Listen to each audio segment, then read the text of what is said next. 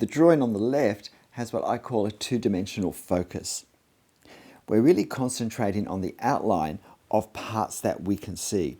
And it's not the most helpful place to concentrate, I don't think. This is how it looks when we draw with a two-dimensional mindset. We're really going around the edges. But we really want to concentrate on three-dimensional thinking. So we'll leave this for now and we'll finish it quickly at the end.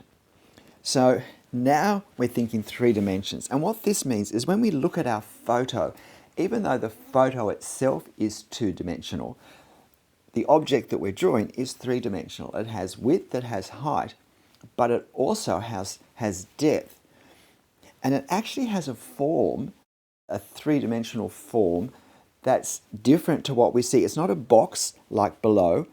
The pedestal, basically all of that side, is the same distance from us. But the urn is round, and so the part in the center is much closer to us than what's on the sides. Now, if we think 3 dimensions, we're visualizing that roundness. And because we visualize the roundness, we pay more attention, we notice more easily, more naturally, and more consistently the curves and the patterns of the curves, where the curve is fuller or less full, and particularly with the perspective. If we look at the, if you like, the sections through the urn and through the stand and through the lid, at the base of the urn, those sections appear to be a straight line. But if we go to the very top ones, where that pseudo lid sits on, we can see that we're not looking at a straight line. We're looking at a curve. Now, as we go between the base and the top of the urn, the curve slowly and sometimes subtly gets more and more pronounced. Now, this is just following the perspective pattern, that as a circle goes higher or lower than eye level, it becomes more and more curved. When we look at it at eye level, it appears to be a straight line. And because we're thinking 3 dimensions, we're thinking a roundness that we could put our hands around if we were there. We're able to see these curves, I think, more naturally.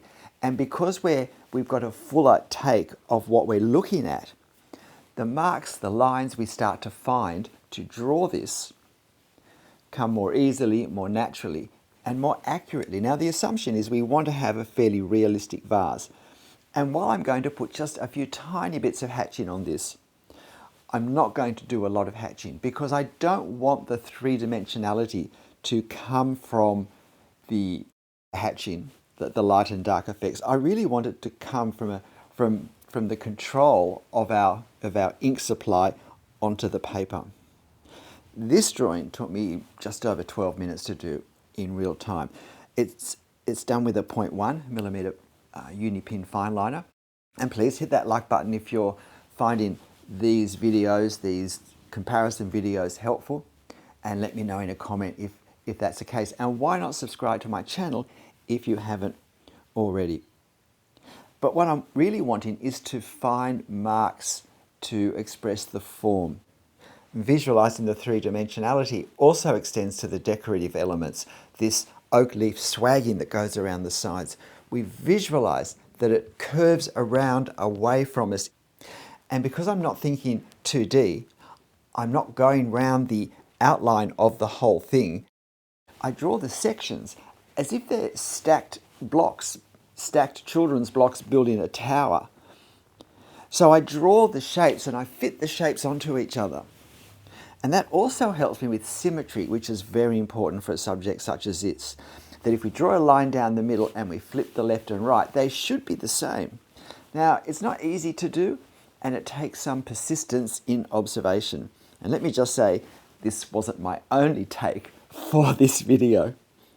But when we're thinking 3 dimensions, it's more information we have. When we're thinking fullness as well as outline, it's more information that we're seeking as we consider this.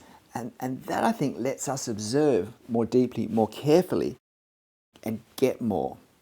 The skill of observation is a huge part of drawing. We think the drawing doesn't start till we pick up the pen and put it on the paper. The drawing starts when we start to look at our subject or work out in our mind what it's going to be. and then we start to plot our process. We should never just start drawing until we've worked out, how am I going to plan this drawing? What's my step by step? Where will I start? Why? Where will I go next? How will I bring things together?